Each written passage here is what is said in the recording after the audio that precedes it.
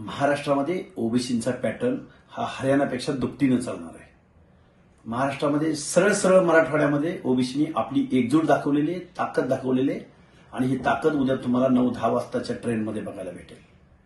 विशेष करून जिंतूर मतदारसंघ असेल, आष्टी पाटोदा शिरूर असेल किंवा आमचा घनसावंगी असेल किंवा गेवराई असेल, माजलगाव असेल, अहमदपूर असेल, त्याचबरोबर आमचा लोहा कंदार असेल, आमच्या सांगली जिल्ह्यातला जत असेल, सांगली शहर असेल, मिरज असेल, तासगाव कोठेमंकाळ असेल, आमचा सांगोला असेल, माळशिरस असेल, त्याचबरोबर करमाळा असेल, अगदी इंदापूर असेल, पश्चिम महाराष्ट्र असो की मराठवाडा, या महाराष्ट्रामध्ये ओबीसीचाच पॅटर्न चाललेला आहे आणि त्याचा निकाल उद्या 9 वाजल्यानंतर तुम्हाला बघायला भेटणार आहे.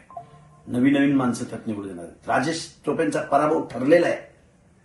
महाराष्ट्रामध्ये अनेक दिग्गज घरात बसलेले दिसतील तुम्हाला, कारण ही ओबीसी पॅटर्नची कमाल आहे.